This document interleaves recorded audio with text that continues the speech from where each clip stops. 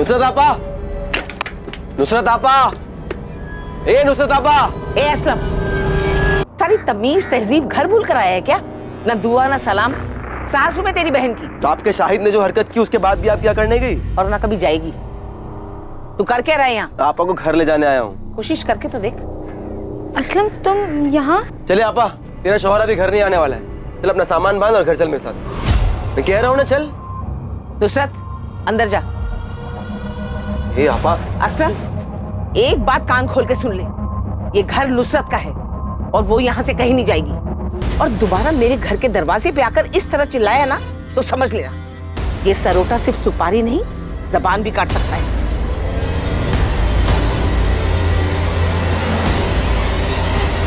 जंगल का एक भी कोना छूटा नहीं चाहिए। अंदर तक छान मारो। शायद अगर मर चुका है तो उसकी लाश यहीं कहीं जंगल में होनी चाहिए। मुझे रावत फैमिली कुछ ठीक नहीं लगती। अदिति के गायब होने के कुछ दिन बाद जब हमें अदिति और शाहिद के बारे में पता चला तो इन लोगों ने केस क्लोज करने के लिए बोल दिया। इनफैक्ट इस बात का जिक्र भी नहीं किया कि अदिति और शाहिद शादी करने के बाद उनके घर आए और अब जब अदिति की डेड बॉडी मिली है तब इन लोगों ने बताया कि वो दोनों घर आए थे। मतलब आपको लग रहा है कि? हाँ, शक है। उस दिन शायद मामला हद से ज्यादा बिगड़ गया हो, कहा सुनी भी हुई हो। वैसे भी अदिति की फैमिली काफी कट्टर ख्यालत की, खासकर उसके ताऊजी जगमोहन रावत।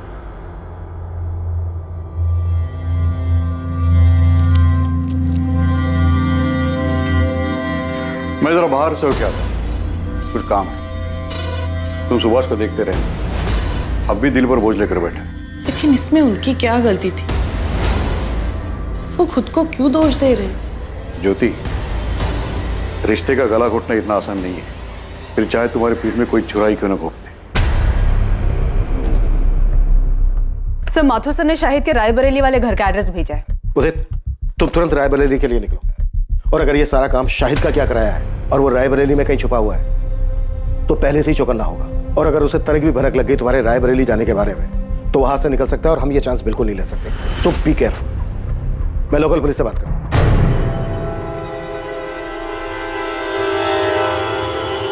अम्मी, आप मानिए या ना मानिए, लेकिन सच यही है कि आपकी जिद की वजह से मैंने नुसरत से निकाह किया। हमारे बीच में प्यार जैसा कुछ था ही नहीं, तो ऐसे निकाह का क्या फायदा जहां दो इंसान खुशी ना हो। बस, नुसरत के खिलाफ मैं कुछ नहीं सुनूंगी। अम्मी मैं... चुप कर, बेहया कहीं की, कैसी बेशर्म लड़की है। अरे शादी का इतना ही शौक था तो जाके अपने माँ बाप से बोलती ना। जवान है, सुंदर है, और कौन सी तेरी उम्र निकली जा रही है जो तूने मेरे शादीशुदा बेटे को फंसा लिया। अम्मी, ये लड़की अपने घर के ऐशो आराम को छोड़कर मेरे साथ आई क्योंकि मुझसे सच्चा प्यार करती है ये, और मेरे लिए बहुत मायने रखता है। और शाहिद मैं आपके लिए कोई मायने नहीं रखती। बस नुसरत, इस बेगैरत के लिए आंसू बहाने की कोई जरूरत नहीं है। शाहिद, आज तुझे फैसला करना होगा। या तो इस लड़की को छोड़कर तू इस घर में हमेशा के लिए वापस आ जा, या इस घर को छोड़ दिया। अम्मी, चलो, आपकी जबरदस्ती की वजह से मैंने नुसरत से निकाह किया। हमारे बीच में प्यार जैसा कुछ था ही नहीं। Welcome to Kanpur sir. Professor Vineet को हमने उठा लिया है। वो यहाँ फिलहाल लॉकअप में बंद है, लेकिन इज्जत और नौकरी जाने के बाद भी इसकी सनक बरकरार है। चलो देखते हैं शेक्सपियर के अलावा और कौन सा ड्रामा रचने की फ्राक में। एक कप और मिलेगी? लंच भी मिलेगा, लेकिन उससे पहले तुम्हें हमारे सवालों के जवाब देने होंगे। वैसे आप कौन हैं? Inspector Abhijeet Sharma, Noida police. अदिति की डेड बॉडी आपको मिली थी? हाँ। क्या लगता है आपको, अदिति को उसी टैक्सी ड्राइवर ने मारा है जिसके साथ वो आती जाती थी? केस को काफी क्लोजली फॉलो कर रहे हो। जिसकी वजह से मेरा सब कुछ खत्म हो गया, उसे एंड तक फॉलो करना तो बनता है ना।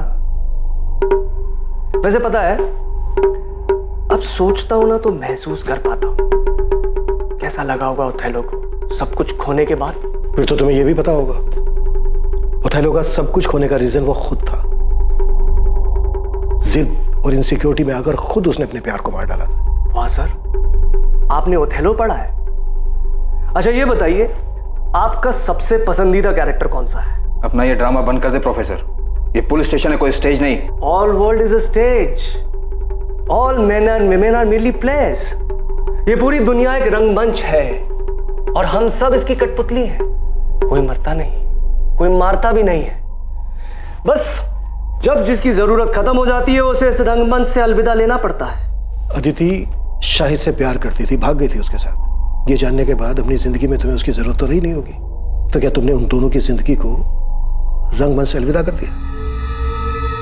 शाहिद उस लड़की अदिति को लेकर यहाँ आया था, लेकिन मैंने उन्हें दरवाजे से लौटा दिया, घर के अंदर भी नहीं लिए। उसके बाद दोनों कहाँ गए मुझे नहीं पता।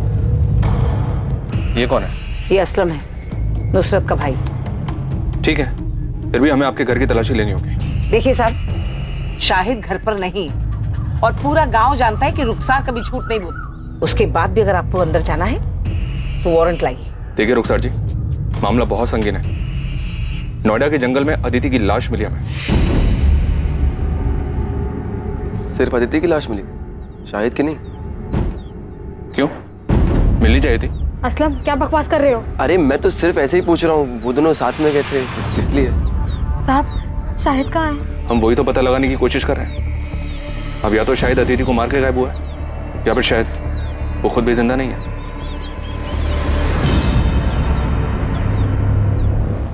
अदिति की शादी की बात सुनकर धमकी दी थी तुमने उसे कि वो सिर्फ तुम्हारी है, लेकिन फिर जब तुम्हें पता चला कि अदिति पहले से ही एक मामूली से टैक्सी ड्राइवर शाहिद से शादी कर चुकी है, तो बहुत गुस्सा आया होगा तुम्हें, बहुत चोट पहुंची होगी, क्योंकि एक मामूली सा टैक्सी ड्राइवर तुम्हारी जगह जो ले चुका था।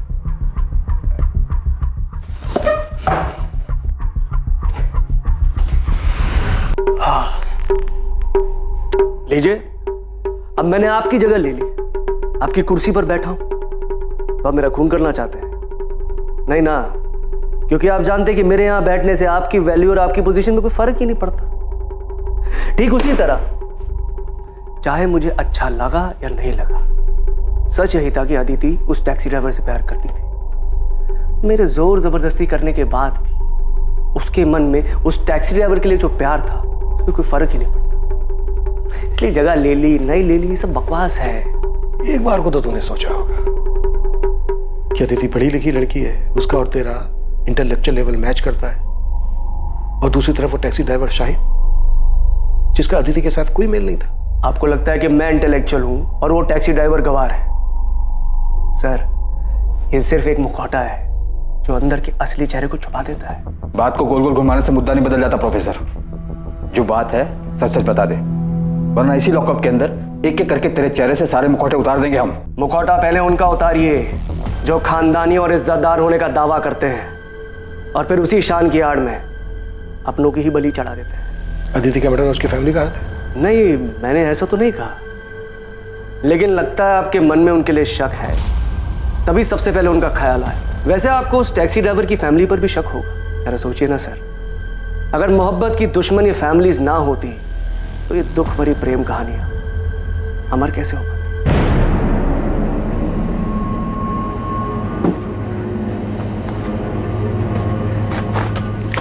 सुनिए, खाना लग गया है। हाँ, इतने पैसे? वो ऑफिस में एक एम्प्लॉय की माँ हॉस्पिटल में एडमिट है, उसकी मदद के लिए।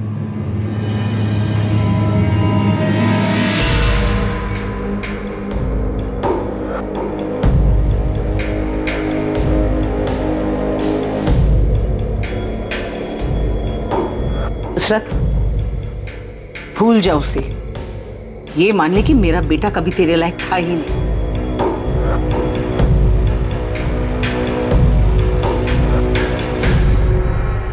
साहब, मेरा भाई असलम दिल का बहुत अच्छा है, उसने कभी किसी का बुरा नहीं चाहा, लेकिन शाहिद की दूसरी निकाह की बात सुनकर वो बहुत गुस्सा हुआ था। शायद इतने गुस्से में मैंने उसे पहले कभी नहीं देखा। आपा, मैं बता दे रहा हूँ, मैं उसे नहीं छोड़ूंगा। तूने मुझे फोन क्यों नहीं किया जब वो यहाँ आया था? और वो कहाँ गया है, कुछ बोल के गया है? नहीं। शायद वापस से कानपुर गया होगा, वहां का पता है मेरे पास। अभी जाके मालूम करता हूँ और उसका ऐसा बुरा हाल करूंगा, उसको और उस बेगैरत लड़की दोनों को तुझे धोखा देने की ऐसी सजा दूंगा ना आपा, तू देख। असलम, ये क्या कह रहे हो तुम? तुम ऐसा कुछ नहीं करोगे। छोड़ आपा। असलम, वादा करो मुझसे, तुम शाहिद को कुछ नहीं करोगे। असलम, मैंने अपने भाई को गुस्से में आपा खोते हुए पहले भी देखा है। शाहिद पे तो वो बहुत ज्यादा गुस्सा था, यहाँ तक कि उसे सबक सिखाने के लिए वो कानपुर भी गया था। सर, शाहिद के कॉल रिकॉर्ड्स और फोन लोकेशन स्कैन किए। 8 सितंबर के बाद से उसका फोन स्विच ऑफ आ रहा था, लेकिन अजीब बात यह है कि 12 सितंबर की सुबह उसका फोन फिर से स्विच ऑन किया गया, जिसकी फोन लोकेशन नोएडा की थी। और उसके बाद चंद मिनटों बाद ही उसका फोन फिर से स्विच ऑफ किया गया। उसके बाद से अभी भी ऑफ आ रहा है। अदिति का मर्डर हुआ था 11 सितंबर की रात को, तो मर्डर के बाद शाहिद का फोन क्यों ऑन हुआ होगा? तो कहीं प्रोफेसर विनीत का इशारा सही तो नहीं था? मतलब शाहिद और अदिति किसी मुसीबत में थे, शायद किसी की गिरफ्त में, जहां पर अदिति का मर्डर हुआ, और शाहिद किसी तरह से अपनी जान बचाकर भागा और उसने अपनी जान बचाने के लिए फोन ऑन किया होगा। लेकिन इसके पहले कि शाहिद कॉल करता वो पकड़ा गया और इसकी वजह से उसका फोन अभी तक बंद आ रहा है। ये काम अदिति के ताऊ जगमोहन या फिर शाहिद के साले असलम का हो सकता है। एक बात समझ में नहीं आ रही है, अदिति और शाहिद कहीं भी जा सकते थे, लेकिन ये नोएडा ही क्यों है? क्या नोएडा में इनका कोई है? तो अदिति का तो पॉसिबल नहीं है, पर शायद शाहिद का कोई दोस्त या रिश्तेदार यहाँ नोएडा में रहता हो जिसकी मदद से वो दोनों यहाँ पे आए। शाहिद के कॉल रिकॉर्ड से एक बार फिर से स्कैन करो, देखो फोन बंद होने से पहले उसने नोएडा के किसी नंबर पर बात की थी क्या? शाहिद का फोन ऑफ होने से पहले उसकी उस पूरे हफ्ते सिर्फ 5 नंबर पे बात हुई है, इन 5 नंबर पर। शायद इनमें से कोई नोएडा में रहता हो। असल शाहिद की लास्ट बात 443790 पर हुई है। मैंने इस नंबर के कॉल रिकॉर्ड्स मंगवाए। इस नंबर पर डायरेक्ट बात करो, शायद इसको पता हो कि शाहिद और अदिति के साथ क्या हुआ। हेलो, आप कौन? मैं असिस्टेंट सब इंस्पेक्टर सुधा अवस्थी बोल रही हूँ। जी मैडम, मैं मनोज गोयल बोल रहा हूँ। क्या आप नोएडा में रहते हैं? जी हाँ मैडम, मैं नोएडा में ही रहता हूँ। शाहिद बेग को जानते हो? जी हाँ मैडम, मैं जानता हूँ शाहिद बेग। शाहिद बेग गायब है। उसके फोन से जो 8 सितंबर को लास्ट कॉल किया गया था वो आपके नंबर पे किया गया था। मयूरी बाग पुलिस स्टेशन आ जाइए, आपसे बात करें। अरे साहब, आप लोग ये क्या कह रहे हैं? मैंने कुछ नहीं किया है। असलम, छूट नहीं हमसे, समझा? हमें पता है कि तुझे अपने जीजा पर बहुत गुस्सा था और तू अपने जीजा को और उसकी दूसरी पत्नी अदिति को सबक सिखाना चाहता था, और तुम दोनों के पीछे कानपुर भी गया था। हाँ साहब, मैं कानपुर गया था क्योंकि उस कमीने ने मेरी आपा को धोखा दिया था। लेकिन साहब, जब मैं उसके घर पहुंचा तो वहां ताला लगा हुआ था। साहब, मुझे वहां कोई नहीं मिला तो मैं रायबरेली वापस लौट आया। और साहब, अगर मुझे वो शाहिद मिल भी जाता तो मैं उसे 2 हाथ मारकर छोड़ देता, उसकी जान थोड़ी ना लेता। आखिर मेरी आपा का पति है वो, उसको मारकर मैं अपनी आपा को बेवा नहीं कर सकता था साहब। मैं तो सिर्फ उसे सबक सिखाने के लिए, डराने धमकाने के लिए गया था, ताकि वो उस लड़की को छोड़कर मेरी आपा के पास वापस आ जाए। मान लिया कि तू अपनी बहन के पति को नहीं मार सकता था, पर तू अपनी बहन के सौतन को मार के अपनी बहन के घर को दोबारा तो बसा सकता था ना? साहब, मैंने किसी को नहीं मारा है साहब। अच्छा, तो तू 10 से 12 सितंबर के बीच नोएडा में नहीं था? नहीं साहब, मैं यहीं रायबरेली था, बस कानपुर गया था और वहां से आने के बाद कहीं नहीं गया। तेरे कॉल रिकॉर्ड्स मंगवाए हमने, समझा? अगर पता चला ना कि तूने झूठ बोला हमसे, तो कानपुर तो क्या, तो इस थाने के बाहर 4 कदम चलने लायक नहीं बचेगा, समझा? पुलिस अलग अलग दिशाओं में हाथ पैर मार रही थी, लेकिन इस केस की तहकीकात ने अब तक कोई दिशा नहीं पकड़ी थी। किसी भी संदिग्ध के खिलाफ कोई पुख्ता सबूत नहीं मिल रहा था, और दूसरी तरफ शाहिद के बारे में भी कोई खबर नहीं मिल पाई थी। लेकिन अब जो खबर सामने आने वाली थी, उससे इस केस का रुख बदलने वाला था।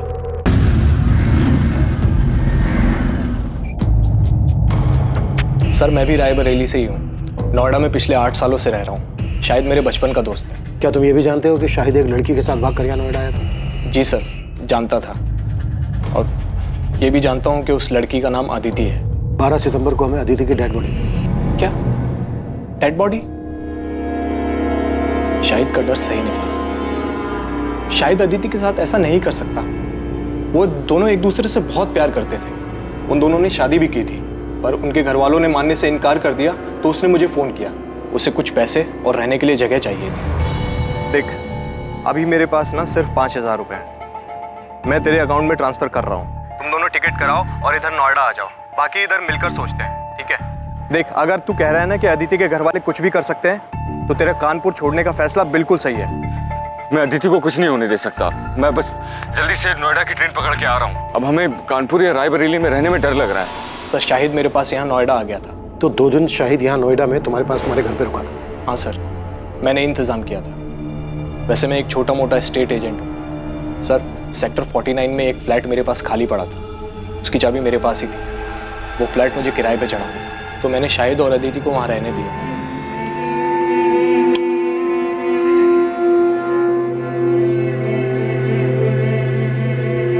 भाई, घर ज़्यादा बड़ा तो नहीं है, लेकिन तुम लोग अपनी गृहस्थी बसा सकते।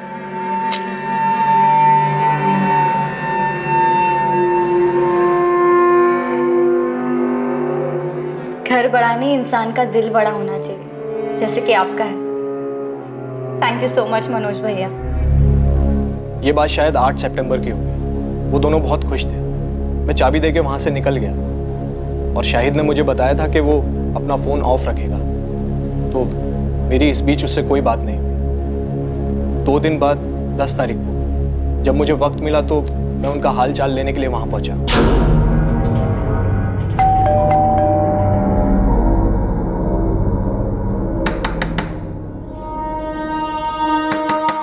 जब काफ़ी देर तक दरवाज़ा पीटने के बाद भी उन्होंने कोई जवाब नहीं दिया तो मुझे थोड़ा अजीब लगा। मेरे पास फ्लैट की डुप्लीकेट चाबी थी जिससे मैंने फाइनली दरवाज़ा खोला।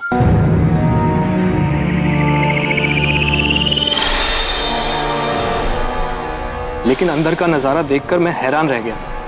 पूरा घर बिखरा पड़ा था। शाहिद, अदिति। मैंने अंदर जाकर भी देखा लेकिन दोनों अदिति और शाहिद वहां नहीं थे। सर, मैंने शाहिद का फोन भी ट्राई किया था लेकिन वो बंद था। मुझे समझ नहीं आ रहा था कि वहां हुआ क्या था। तुम्हें अपने दोस्त की इतनी चिंता थी तो फिर पुलिस को फोन क्यों नहीं किया? घर इतनी बुरी तरह से तहस नहस था तो तुम्हें लगा नहीं कि कोई बड़ी बात हो सकती है, वो दोनों किसी मुसीबत में हो सकते हैं? सर, मैं डर गया था घर को उस हालत में देखकर। और फिर अगर घर के मकान मालिक को ये बात पता चल जाती कि मैंने ऐसे ही ये घर किसी को दे दिया तो मैं बहुत प्रॉब्लम में फंस जाता सर। इसलिए 2 दिन तक मैंने किसी को कुछ नहीं कहा। फिर मुझसे रहा नहीं गया सर। मैं पुलिस के पास आने ही वाला था कि शाहिद का फोन मुझे आया। 2 दिन बाद यानी कि 12 तारीख को। लेकिन अदिति का मर्डर तो 11 तारीख की रात को हुआ था। और शाहिद का फोन तो बंद था। इनफैक्ट 12 सितंबर की सुबह को कुछ सेकंड के लिए उसने अपना फोन ऑन किया था लेकिन उस बीच उसने कोई कॉल नहीं किया था। हाँ मैम, उसने अपने मोबाइल से नहीं किसी अनजान नंबर से कॉल किया था। मनोज, वो लोग अदिति को उठा के ले गए। अरे कौन ले गया, कहाँ ले गया? उस दिन घर में हुआ क्या था शाहिद? मैंने उसको प्रॉमिस किया था मैं उसे कुछ नहीं होने दूंगा लेकिन मैं उसको नहीं बचा पाया मनोज। नहीं बचा पाया मतलब? क्या हुआ अदिति को? तुम दोनों ठीक तो हो ना? मुझे उसके बगैर नहीं जीना मनोज। कोई मतलब नहीं है जीने का उसके बगैर। Hello Shahid, hello. सर, मैंने फिर से उस नंबर पर कॉल किया तो पता चला वो नोएडा के किसी पीसीयू का नंबर है। मैं बहुत डर गया था सर, मुझे कुछ समझ नहीं आ रहा था। मैंने तो दोस्ती यारी में उसकी मदद की थी पर इस झमेले में और नहीं फंसना चाहता था, इसीलिए मैंने किसी को कुछ नहीं बताया। अच्छा, शाहिद ने जब उस दिन तुम्हें फोन किया और कहा कि कुछ लोग अदिति को उठाकर ले गए, क्या लगता है तुम्हें शाहिद किसकी बात कर रहा है? पता नहीं सर, उसने किसी का नाम तो नहीं बताया, पर हाँ उसने एक बार बताया था कि अदिति के घर वाले काफ़ी रूढ़िवादी किस्म के लोग थे। मुझे पता नहीं, पर उस दिन शाहिद से बात करके मुझे सबसे पहला ख्याल अदिति के घर वालों का आया। पूरी संभावना थी कि अदिति की तरह शाहिद को भी मार दिया गया था। शायद वो आरोपी नहीं बल्कि पीड़ित था। ये केस अब ऑनर किलिंग का नजर आने लगा था। पर अब सवाल यह था कि ये घिनौना खेल किसके परिवार द्वारा रचा गया था, अदिति या फिर शाहिद? असलम के कॉल रिकॉर्ड्स आ गए? नहीं सर, अभी तक नहीं आए, पर हमारी नजर 24 घंटे उस पर है। सर, मनोज को जिस पीछे से कॉल आया था वहाँ कोई सीसीटीवी नहीं है। दुकानदार को भी कॉलर का चेहरा याद नहीं है। हमने उसे शाहिद की फोटो भी दिखाई पर वो पहचान नहीं पाया। मनोज की बात से तो ये ऑनर किलिंग का ही केस लग रहा है। एक काम करो, अदिति के ताऊ जगमोहन और पिता सुभाष, इन दोनों को भी कॉल रिकॉर्ड्स निकालो। हो सकता है इन दोनों ने ये काम किया हो और पूरे चांसेस हैं कि इस केस में सुपारी दी गई हो।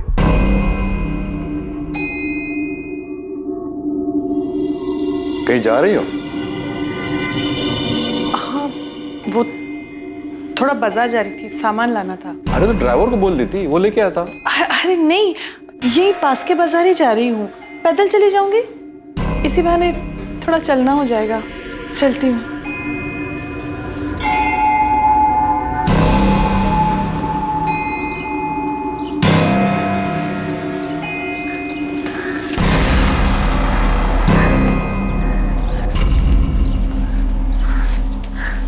सोनाली, माँ,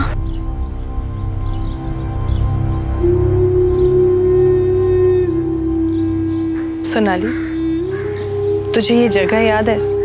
तुझे और अदिति को ये जगह बहुत पसंद थी। तू तो दूसरे बच्चों के साथ खेलती थी, लेकिन अदिति चुपचाप एक जगह बैठकर किताब पढ़ा करती थी। मैंने जो किया उसके लिए अब तक नाराज हो आप मुझसे, या आप पापा से डरती हैं कि उन्हें पता चल गया तो बवाल मचा देंगे? सोनाली, ये सब इतना आसान नहीं है। हम जिस समाज में रहते हैं, बस इसी समाज की वजह से आज तुम्हारी दोनों बेटियां तुमसे अलग हैं। और पापा की इस रूढ़िवादी सोच की वजह से ना आज अपनी एक बेटी को हमेशा हमेशा के लिए खो चुकी हैं आप। घर में अगर कम से कम आपने अदिति को समझने की कोशिश की होती ना, तो इस तरह घर से भागी नहीं होती। शायद उसके अकेलेपन का सहारा इसीलिए बन पाया क्योंकि हम लोग, उसका परिवार उसको समझ ही नहीं पाए। और इन्हीं सभी बंदिशों की वजह से उसने ये बगावत की थी। लेकिन इस बगावत का क्या फायदा? आखिर सजा तो उसे ही भुगतनी पड़ी ना। इसका मतलब अदिति की मौत उसकी बगावत की सजा थी। माँ मुझे सच सच बताओ, क्या अदिति को मरवाने में पापा का हाथ था? मुझे नहीं पता सोनाली, और सच पूछो तो मैं जानना भी नहीं चाहती। इसका क्या मतलब है माँ? आप कुछ जानती हैं? अदिति की मौत के बारे में आप कुछ जानती हैं?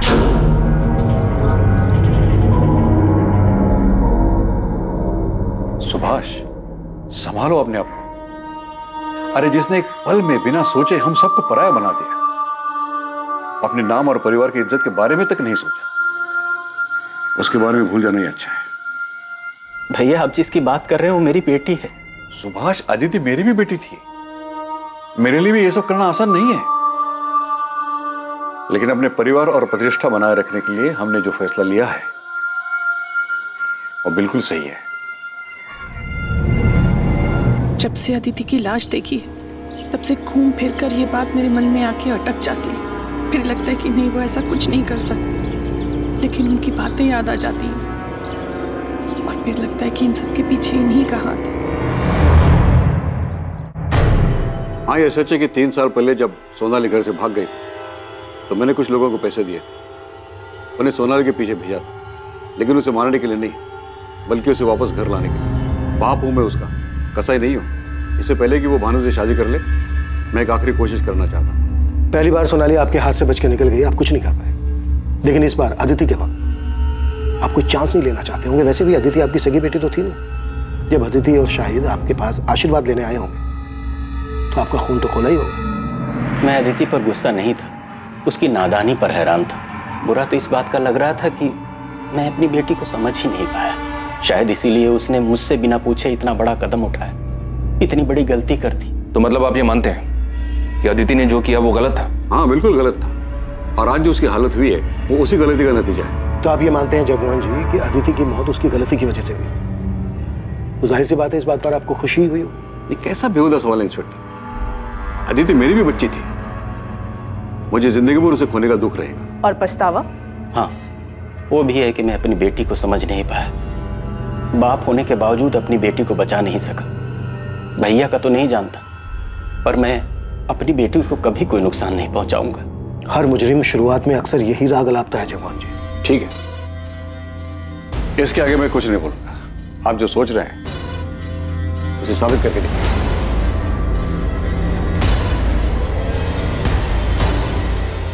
पॉसिबल है अदिति के ताऊ जगमोहन ने ही अदिति और शाहिद दोनों की सुपारी दी।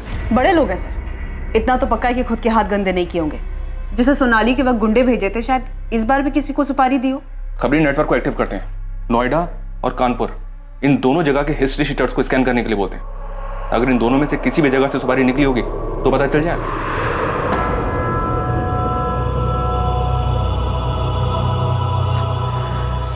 नुसरत बेटा, मैं समझती हूँ जो कुछ भी हुआ उसके बावजूद शाहिद तुम्हारा शौहर है, तुम्हें उसकी याद तो आती होगी, लेकिन जो गलती शाहिद ने की ना वो माफी के लायक नहीं थी।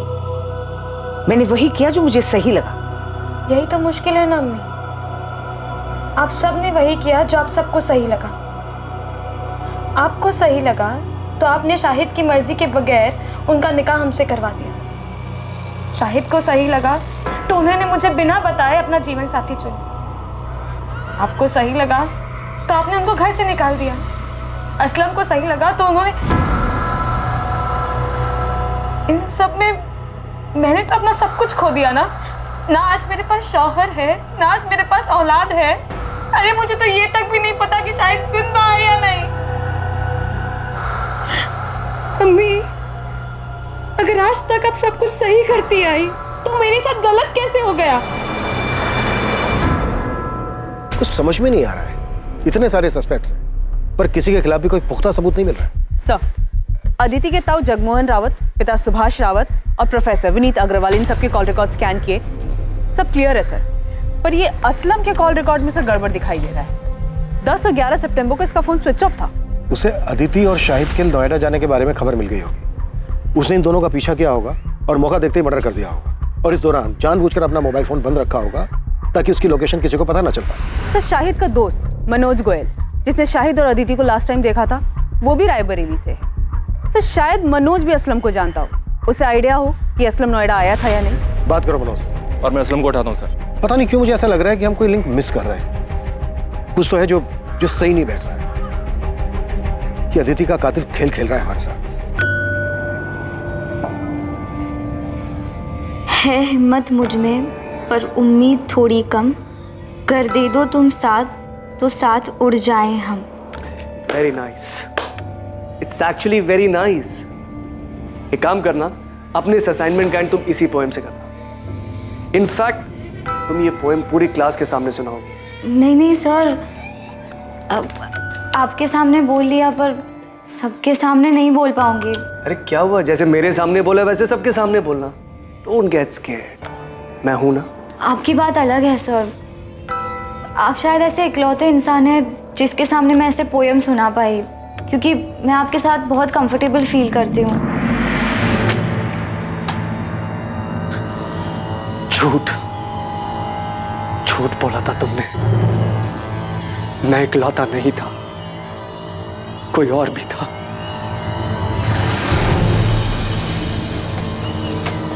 आ गया? जमानत मिली या जेल की दीवार फांद के आया है? ताना मारने की जरूरत नहीं है, पता है मुझे, पुलिस को आप ही ने चुगली की होगी। आपको लगता है अदिति और शाहिद को मैंने मारा? मुझे किसी को चुगली करने की जरूरत नहीं बच्चे, लेकिन हाँ, अगर मुझे पता चला कि तूने मेरे शाहिद के साथ कुछ किया है तो मैं पुलिस के पास जरूर जाऊंगी, लेकिन तुझे मारने के बाद। हाँ मैडम, शाहिद के साले का नाम असलम है, पर मुझे ये नहीं पता कि असलम शाहिद से गुस्सा था या नहीं। मैं उससे कभी नहीं मिला। और कुछ पता असलम के बारे में कि 10 और 11 तारीख को वो नोएडा में था या नहीं था? पता नहीं मैडम, पर असलम ने कुछ किया क्या? शाहिद के बारे में कुछ पता चला कि वो कहाँ है? मैम वो मिल तो जाएगा ना? मैम कभी कभी लगता है कि अदिति की तरह कहीं वो भी। मनोज, अभी इस बारे में कुछ पता नहीं चल पाया, लेकिन अगर तुम्हें कुछ पता चलता है या कुछ याद आता है तो हमें फौरन बता। जी मैडम। ये क्या तमाशा लगा रखा है आप लोगों ने? जब देखो उठा ले आते हैं। सब समझता हूँ मैं, आप लोग को कोई मिल नहीं रहा है इसलिए बार बार मुझे बलि का बकरा बना रहे हैं। गरीब आदमी उसने मेरा फायदा देख असलम, ये नौटंकी ना नेताओं के लिए छोड़ते। इस बार पुलिस का डंडा चालू हुआ ना तो फिर रुकना मुश्किल है, सोच ले। कॉल रिकॉर्ड्स के हिसाब से 10 और 11 सितंबर को तेरा फोन बंद था। फोन क्यों बंद था तेरा? कहाँ था 2 दिन? यहाँ नोएडा शाहिद के पीछे आया था ना तू? नहीं सर, दोनों दिन मैं अपने घर पर ही था। मेरा फोन खराब हो गया था इसलिए बंद था, और मैं बीमार था इसलिए फोन ठीक करवाने बाहर नहीं जा पाया। इन 2 दिन में तेरे साथ था कोई जो तेरी इस बात को कंफर्म कर सके? ये इत्तेफाक नहीं हो सकता असलम कि जिस रात अदिति का मर्डर हुआ उस रात तेरा फोन भी खराब था। बल्कि सच ये है कि फोन तूने जानबूझ के बंद रखा था ताकि ये पता ना चल सके कि तू इधर नोएडा में था। बच गया तू असलम। बेहतर तेरे लिए यही है जो भी सच है वो गलत है, नहीं तो ऐसा बीमार करेंगे कि जिंदगी में कभी ठीक नहीं हो पाएगा, सोच ले।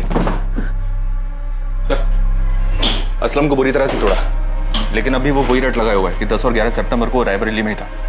इस बात के कोई सबूत नहीं है और ना ही उसकी बहन को इसके बारे में कुछ पता है ठीक से। सर, अदिति के मर्डर में असलम के हाथ होने के पूरे चांसेस हैं, लेकिन असलम के खिलाफ अभी सारे सबूत सर्कमस्टेंशियल है। उसे बुक करने के लिए हमारे पास कुछ सॉलिड होना चाहिए। साहब, मैं देता हूँ ना सॉलिड खबर। कल शाम को मैं नोएडा हाईवे के ढाबे पे बैठा हुआ था।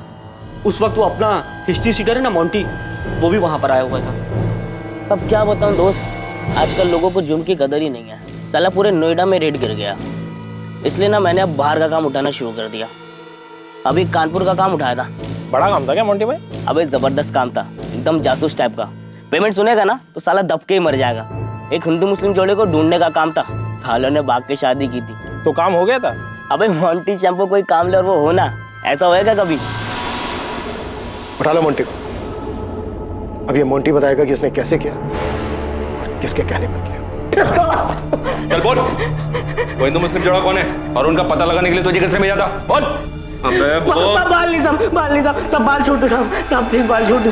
आजकल फैशन में है ना, बिना बाल वाले हीरो की फिल्में ज्यादा हिट हो रही। चल बेटा, तुझे डायरेक्ट हीरो बनाते हैं। यादव जरा कैंची तो लेकर।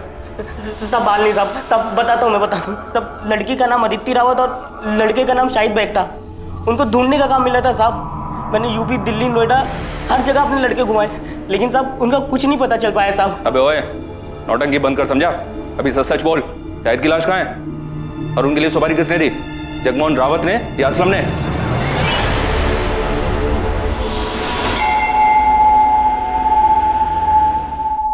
देखिए, बात को घुमाइए मत, सीधे सीधे बोलिए कि आपको लगता है मैंने अदिति को मारा है और आप मुझे गिरफ्तार करने आए। हम आपको नहीं, आपके भाई को गिरफ्तार करने आए।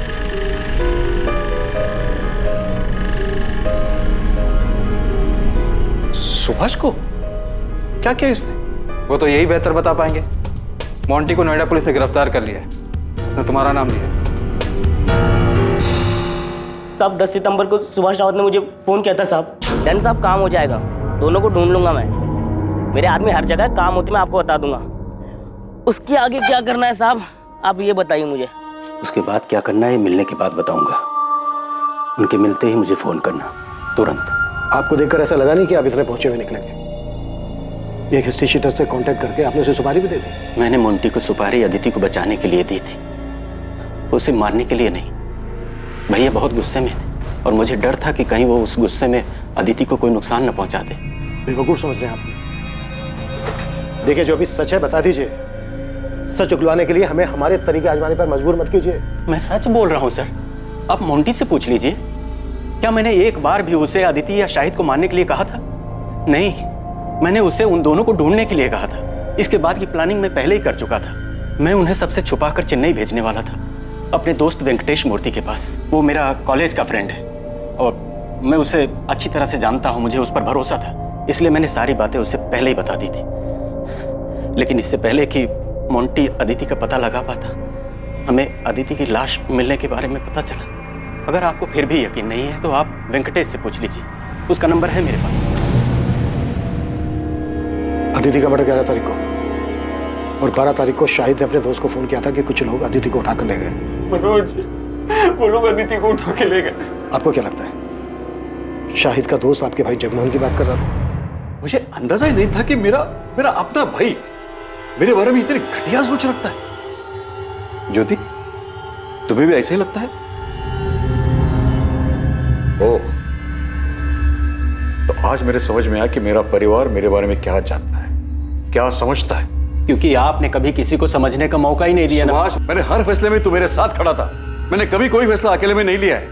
हम लोग भाई है सुभाष, हमारी परवरिश, हमारी सोच एक सी है। अदिति के देर से घर आने से लेकर उसके जीन्स पहनने, लड़कों के साथ बात करने, पढ़ाई के लिए बाहर जाने तक तुझे भी हर बात खटेती थी जितनी कि मुझे। और अगर ऐसा नहीं था तो तूने मुझे टोका क्यों नहीं? क्योंकि तू भी वही चाहता था। फर्क सिर्फ इतना है कि तूने हर बार बंदूक मेरे कंधे पर रखकर चलाई। अदिति और शाहिद की शादी से तुझे भी उतना ही बुरा लगा था जितना कि मुझे। क्या पता तूने मोंटी को उन्हें बचाने के लिए भेजा था या मारने के लिए। आप कह रहे हो कि मैं खुद अपनी बेटी को मरवाऊंगा? अच्छा, अपनी बेटी? आज जब तेरी अपनी बेटी की बात आई तो तूने बिना सोचे समझे मुझ पर उंगली उठा दी। सुभाष, एक ही सिक्के के दो पहलू है हम। फर्क सिर्फ इतना है कि हमारे चेहरे अलग अलग हैं।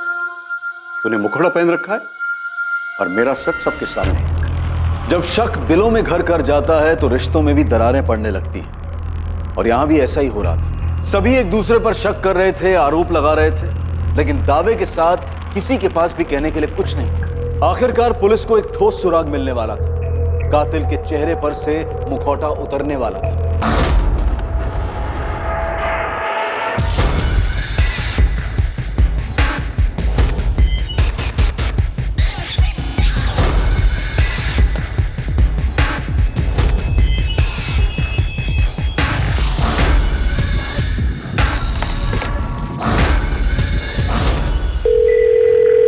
हेलो, एक टेम्पो का नंबर भेज रही हूँ, उसके ओनर की डिटेल चाहिए मुझे तुरंत।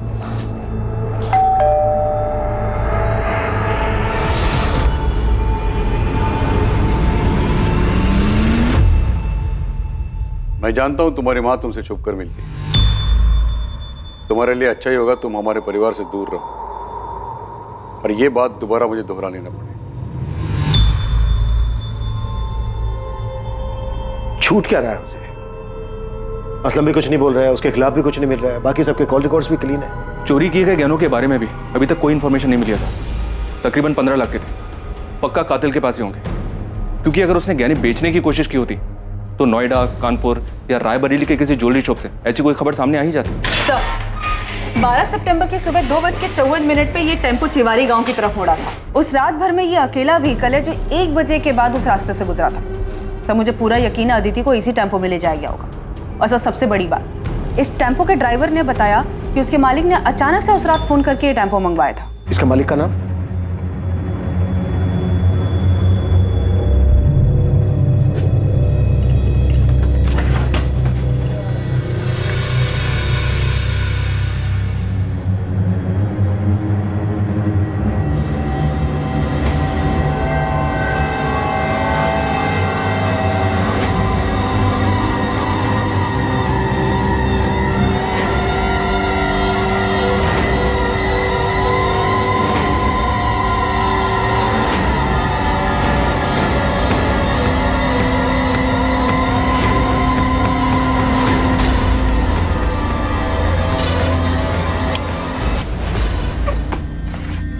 अरे अरे अरे अरे, दुल्हन क्यों बन रहा है? एक बार तेरी शक्ल तो देखने दे ठीक से।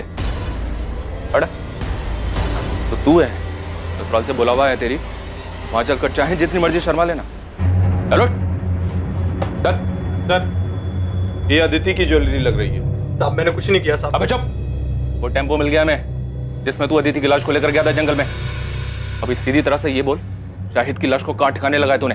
ए रुक, कौन है तू? रुक जा। पकड़ो इसे।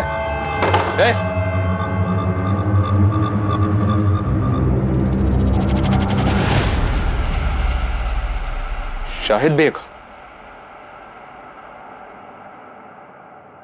ये जब से आया तब से इसने मुझे एक बार भी गहने छूने तक नहीं दिए।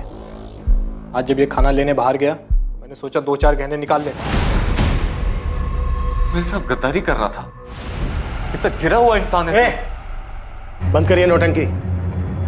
और ये कैसी प्रेम कहानी है जिसमें लैला मर गई और मजनू अभी तक जिंदा है और उसके गहने दबाकर बैठा है? ऐसा मत कहिए सर, सच्चा प्यार कर देते हम दोनों। निकाह भी किया था हमने, सबकी सहमति से नया घर बसाना चाहते थे, लेकिन ऐसा हुआ नहीं। तो तुम अदिति को लेकर यहाँ नोएडा मनोज के घर ले आए और सर हम इसके दिए हुए घर में खुश थे।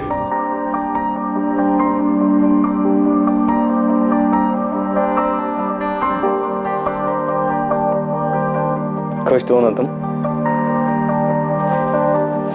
मैं बहुत खुश हूँ। हम दोनों साथ हैं, यही काफी है। क्या बन रहा है भाई खाने में?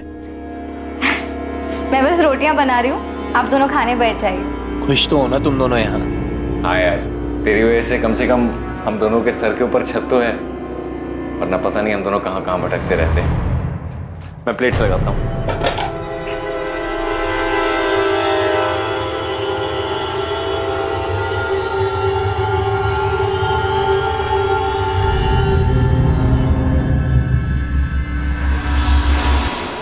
शाहिद ने मुझे कई महीने पहले अदिति की फ़ोटो भेजी थी। मुझे वो तभी से अच्छी लगने लगी थी, और जब मैंने अदिति को सामने से देखा तो मेरा दिमाग घूम गया। मुझे हर जगह हर वक्त वही दिखाई देती थी। बस एक बार उसे पूरी तरह से पाना चाहता था। उसे सामने से देखकर बहुत बेचैन हो गया था मैं।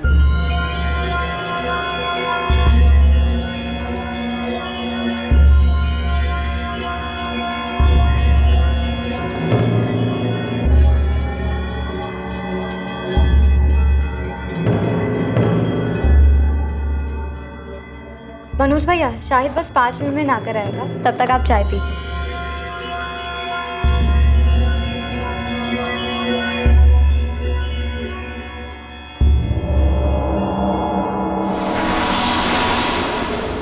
साहब, इस कमीने के मन में क्या चल रहा था मुझे जरा भी अंदाजा नहीं था। फिर आगे? मैं अदिति से अकेले में मिलना चाहता था, उसे एक बार छूना चाहता था। इसीलिए मैंने एक नौकरी के इंटरव्यू के बहाने इसे घर से दूर भेज दिया और खुद अदिति के पास चला गया।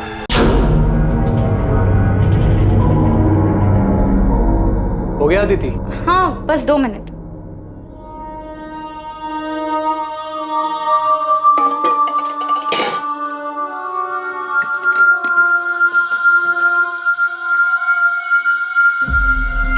भैया आप वहाँ जाकर बैठिए ना, मैं चाय लाती हूँ। भैया क्यों बोल रही हो यार? ना ही मैं तुम्हारा भैया हूँ, ना तुम मेरी भाभी। रात तो शाहिद भी नहीं है। ये क्या कर रहे हैं आप? वही जो शाहिद करता है। दूर रहिए, पागल तो नहीं हो गए? देखिए, आप मुझसे दूर रहिए वरना ठीक नहीं होगा। शादीशुदा शाहिद में ऐसा क्या है जो मुझ में नहीं है? मुझे क्यों मना कर रही है? जब पागल तो नहीं हो गए? अब जाइए यहाँ से।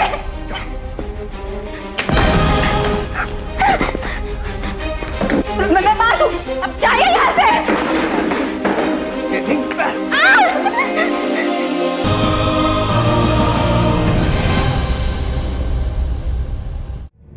साहब तब तक भी मुझे नहीं मालूम था कि इसके दिमाग में क्या चल रहा है, लेकिन उस दिन जब मैं घर वापस आया तब मुझे पता चला कि कितना बड़ा कमीना है ये। अदिति, अदिति, अदिति! ये क्या किया तूने? शाहिद शांत हो जा भाई, देख गलती हो गई यार, बहक गया था। बहक गया था? चल मेरी बीवी थी वो, प्यार करता था मैं उससे, छोड़ूंगा नहीं तुझे। शाहिद चल, बोला ना यार गलती हो गई। दिमाग शांत रख और मेरी बात ध्यान से देख। रोग आकर अगर तूने ये ड्रामा किया ना तो देख हम दोनों फंसेंगे, और मैं बोल दूंगा कि इस कत्ल में तू भी शामिल है, और अदिति के घर वाले तुरंत मान जाएंगे। इसलिए हमारे लिए अच्छा यही होगा कि इस मामले को यहीं दबा दें। तुझे क्या लगता है तेरे बहकावे में मैं आ जाऊंगा? तेरा सच में दिमाग खराब हो गया है? देख देख शाहिद भाई, मेरी बात सुन यार, हम सालों पुराने दोस्त हैं यार, एक लड़की के चक्कर में अपनी दोस्ती खराब करेंगे? अरे ये तो गई, वापस नहीं आएगी। इसके जैसी हजारों लड़कियां तुझे मिलेंगी। तुझे नई जिंदगी शुरू करनी थी ना, रायबरेली से बाहर निकलना था। मैं भी तेरे साथ चलूंगा, मेरे पास पूरा प्लान है, और हमारे पास इसके गहने भी हैं यार। हम दोनों की लाइफ सेट हो जाएगी, समझ रहा है मेरी बात?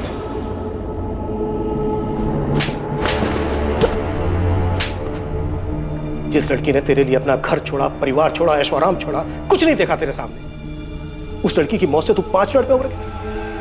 ये प्यार था तेरा अदिति के लिए? क्या करता सर मैं, आप ही बताइए। अदिति तो मर गई थी, वापस नहीं आने वाली थी, इसलिए मनोज जैसा कहता रहा मैं वो करता रहा।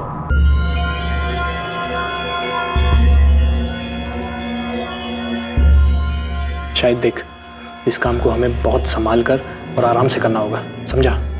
इसकी लाश को ना इसमें डालकर ले जाएंगे, लेकिन अभी नहीं, देर रात को। मैं टेम्पो का जुगाड़ करता हूँ। मेरी दुकान में एक आदमी काम करता है जिसके पास पुराना टेम्पो है। अदिति की लाश को ठिकाने लगाने के बाद तू अपना फ़ोन ऑफ कर देना, और फिर 2 दिन बाद अपना फ़ोन ऑन करना, सिर्फ कुछ सेकंड के लिए।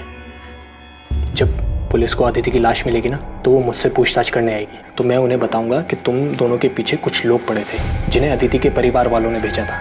अदिति को उन्होंने मार दिया और तू अपनी जान बचाकर भागा। फिर तूने अपना फ़ोन ऑफ कर दिया, तुमने फ़ोन ऑन किया, फिर तुम भी पकड़े गए और तुम्हारा फ़ोन फिर तुरंत बंद हो गया। इसमें पुलिस को यही लगेगा कि या तो तूने खुदकुशी की है या तेरे परिवार वालों ने तुझे मारा है।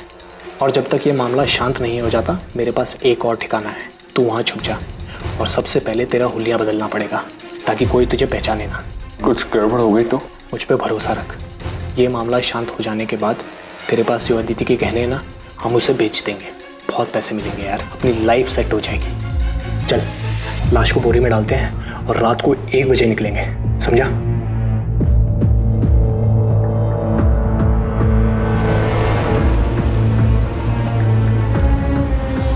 और फिर अदिति की लाश को हम जंगल में फेंककर घर वापस आ गए।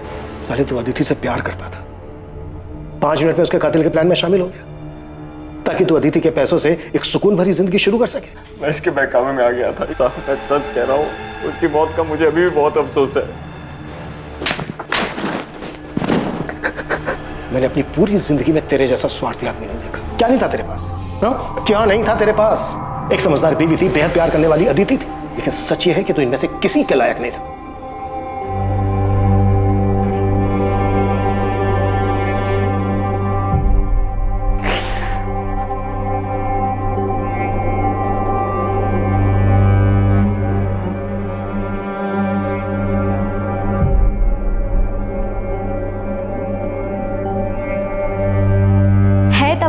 उड़ जाऊं नीले गगन में, पर कैसे उड़ूं, बंदिशें हैं इन परों में। है कांटों की दीवार रोके मुझे, ये प्रतिष्ठा की परछाई टोके मुझे।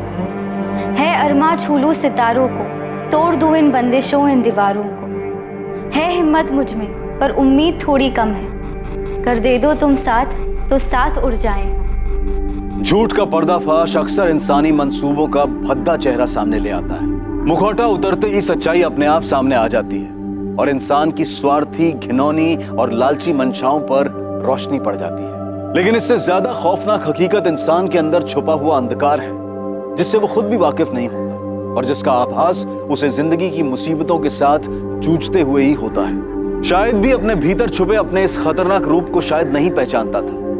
उसने स्वार्थी होकर सिर्फ अपने बारे में सोचा, लेकिन मुसीबत के वक्त उसकी स्वार्थी फितरत की वजह से उसका मुखौटा उतर गया और उसके पीछे छुपा असल, घिनौना और भयानक चेहरा सामने आ गया। अब मैं अनूप सोनी आपसे विदा लेता हूं, फिर मुलाकात होगी एक और नए केस के साथ।